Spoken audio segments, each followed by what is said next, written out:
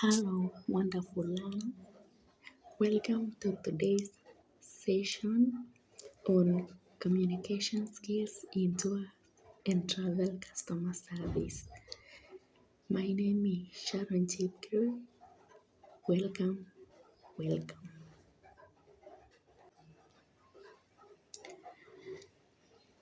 Communication skill for customer service is defined as the abilities that enable staff in tours and travel industry to effectively exchange information, ideas, and emotions with customers, colleagues, and stakeholders to ensure quality service delivery and customer satisfaction. Now, Lana, we are going to look at types of communication, and that is verbal communication, non-verbal communication, active listening, and etiquette.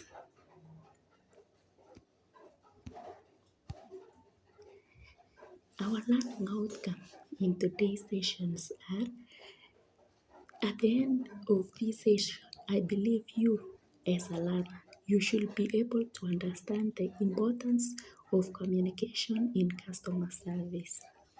Number two, you differentiate between verbal and nonverbal communication. You apply active listening techniques when interacting with customers. You demonstrate proper telephone and email etiquette. So, our four communication skills in customer service are the above. Now, let us look at verbal communication skills. What comes to your mind when we talk about verbal communication? Verbal communication is the process of exchanging information, ideas, or message using spoken or written words.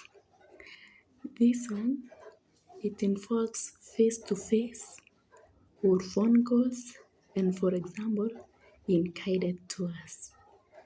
Also, it requires clarity, politeness, correct tone, and use of symbol language. Now, when we talk of, let's look at forms of verbal communication. We have talked about oral communication and written communication.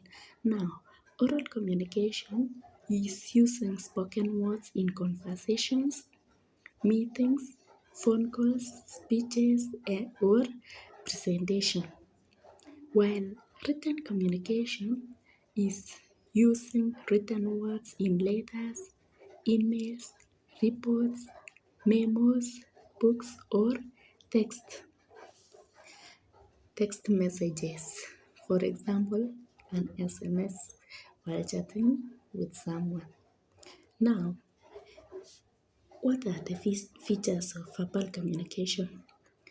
Features of the characteristics of verbal communication, it involves clarity, using simple and understandable language. Then we look at the tone of your voice. It should be friendly, respectful, and confident. And also, politeness is paramount. Using cautious words, for example, please, thank you, welcome, or I am sorry. And another characteristic is speed and volume. The way you speak at a moderate pace and volume, it should neither be too fast nor too low. Also, you should speak accurately, provide correct and up-to-date information. Now, let us look at features of verbal communication. It uses words and languages, for example, spoken or written. And then it involves a sender, message, channel, and receiver. How you exchange the information can be formal, maybe in a meeting, interview, academic writings, or informal. For example, casual chat, maybe you are chatting with your friend or your colleague, and personal letters. Also, it depends on clarity, tone, as we have said, in the characteristics of verbal communication. So, it, it depends on clarity, tone, and choice of words for effectiveness. Now, let us look at the importance in tour and travel customer service. It creates fast impression when welcoming clients. So, how you welcome clients is you how you speak to them. So the first impression is when welcoming your clients.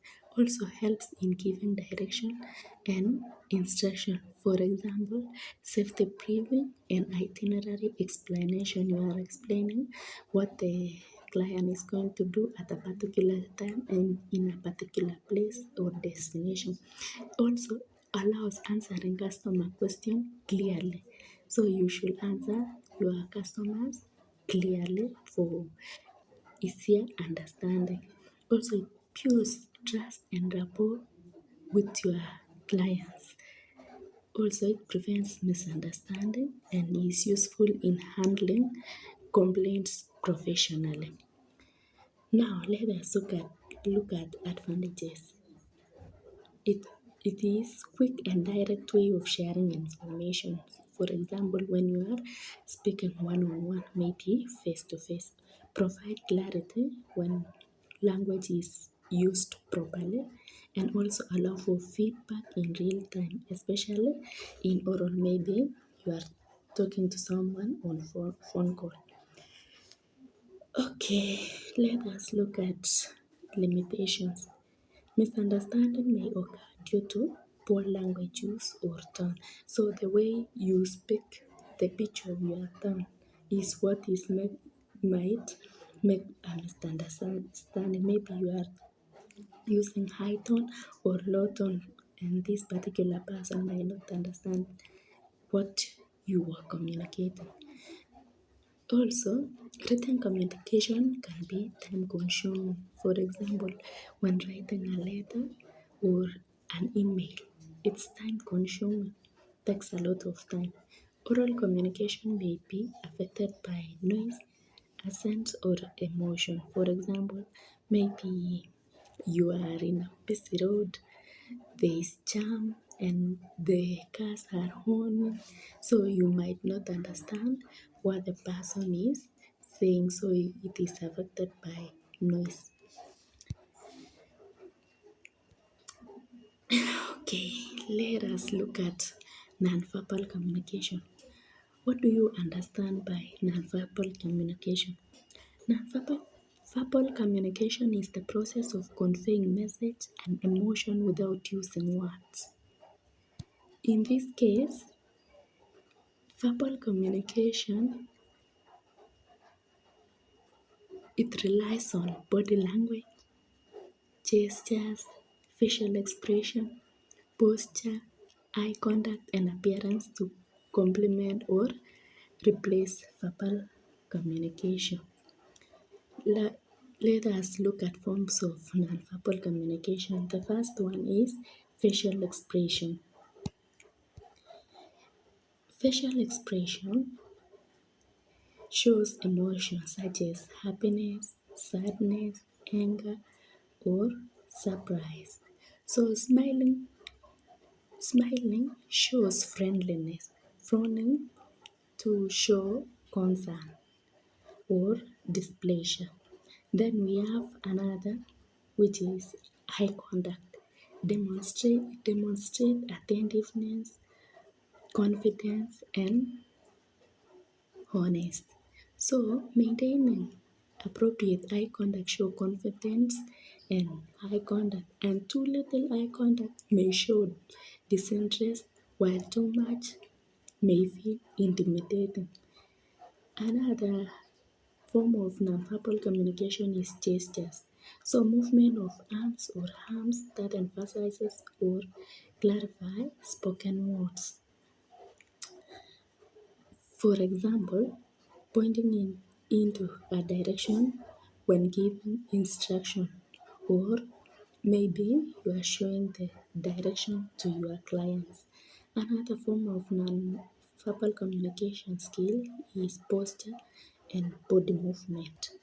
So, an upright posture shows confidence, while slouching suggests disinterest. So, standing or sitting upright shows interest and professionalism, while and body movement, for example, nodding shows agreement or understanding.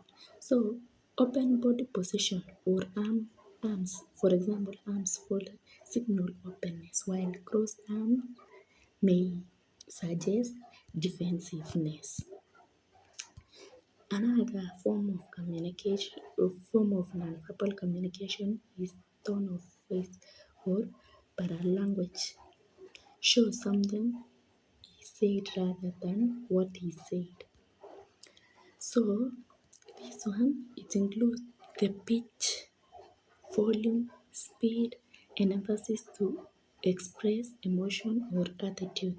So when you are speaking, you should maintain and the pitch and the tone of your voice. Also, appearance and good grooming or good dressing. This one, professional professional attire creates a positive impression, and personal grooming communicates respect for oneself and another. And then we have now proximity or personal space. The physical distance maintained during communication. So you should respect personal space when talking to customers. So standing too close may feel intrusive, while too far may seem distant or unfriendly. Also, the touch or haptics, a handshake or pat on the back or supportive touch can convey warmth and trust when culturally appropriate, especially when a person feels so low emotionally and needs someone who can embrace them. So you should ensure that it aligns with the cultural appropriateness. Now, silence also is another form of nonverbal communication. So sometimes silence communicate agreement, reflection, or discomfort. It can be a powerful tool in sensitive situation. For example, when you are arguing with your client, the client is arguing with you. So if you remain silent, it shows that the now the what the client was supposed to do, maybe it could have created a fight, but you have you remain silent, so there is no way a client can start a fight. Now, the importance of nonverbal communication, it reinforces or contradicts verbal message, builds trust and relationships, helps in understanding emotion and attitude. It is essential in customer service, teaching, counseling, and leadership. Also, it helps staff show empathy and concern without words. It aids in communication with customers who may not speak the same language, and it reduces misunderstanding in cross-cultural interactions. Now, let us look at etiquette. Etiquette in communication refers to the set of politeness, respectful, social, and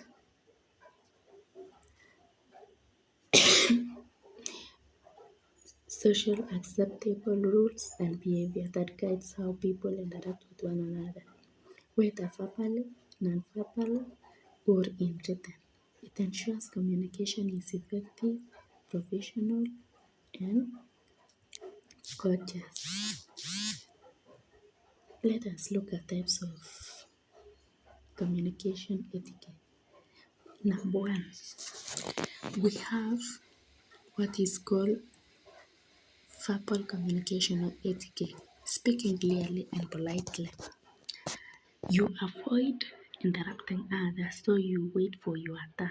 You wait for your turn to speak. No interruption. Use appropriate greetings, for example, good morning, good evening, good afternoon.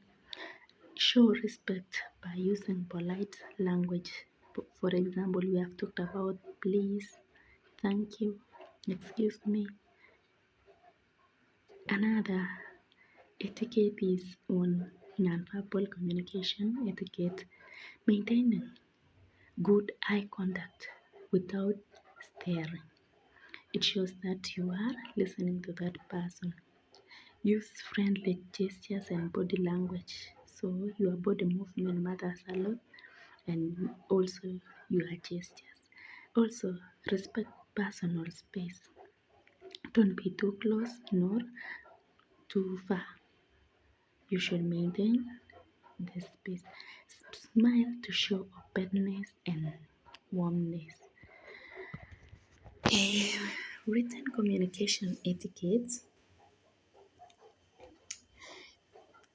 through use of clear and professional language.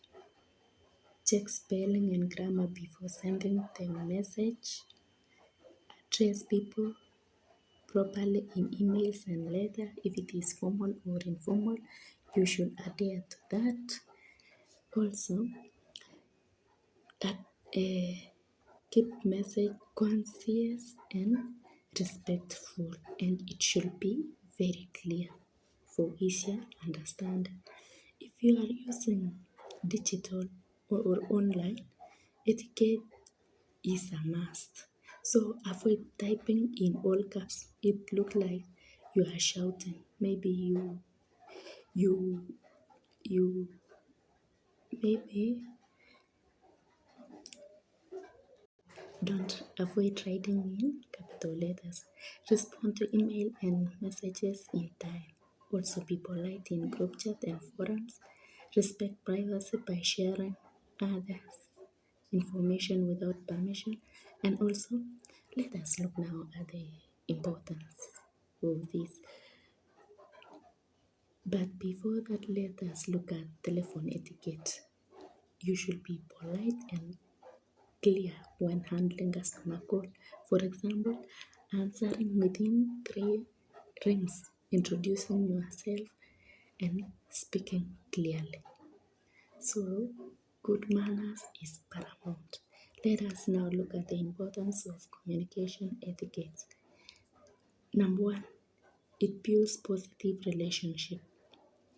Number two, it creates a professional image and prevents misunderstanding and conflict. It shows respect for others' opinion and cultures and improve teamwork and collaboration. Let us now look at active listening. When we talk about what do you know about active listening? Active listening is the communication skill of full focus, understanding, responding, and remembering what another person is saying. So it goes beyond just hearing what it requires given attention, shows interest, and provide feedback to ensure the message is understood. Elements of active listening. Number one is paying attention. So maintaining eye contact and avoiding distraction and giving full focus to the speaker. Also, you showing that you are listening through nodding your head, facial expression, and short verbal cues like yes, I see, go on. So it is very important. Also provide feedback, paraphrasing or summarizing what the speaker has said. For example, so what you mean is, or so what you are saying was this. Also, deferring judgment, listen without interrupting or forming conclusion too early. Wait until the, the person has finished what he or she is saying before you make your judgment. Also, responding appropriate. For example, asking relevant questions, giving thoughtful comment or offering support. Let us look now at skills in active listening. The first skill is concentration. When you are concentrating to that person, it means that you are fully present. Empathy is trying to understand the speaker's feeling and perspective. Also, clarification, asking questions to avoid misunderstanding. You should clarify. Also, reflection, repeat back or rephrase key points to confirm your understanding before making your judgment. Encouragement, using supportive words and gestures to motivate the speaker. We have talked about, for example, I see, or yes, or go on. What are the benefits of active listening? The first one is it builds trust and stronger relationship. It reduces misunderstanding. It encourages openness and cooperation. And another thing, it improves problem solving and conflict resolutions. Now, Lana, what have you learned today? In conclusion, as we are summarizing this topic, effective customer communication skills are the backbone of quality customer service in tour and travel industry.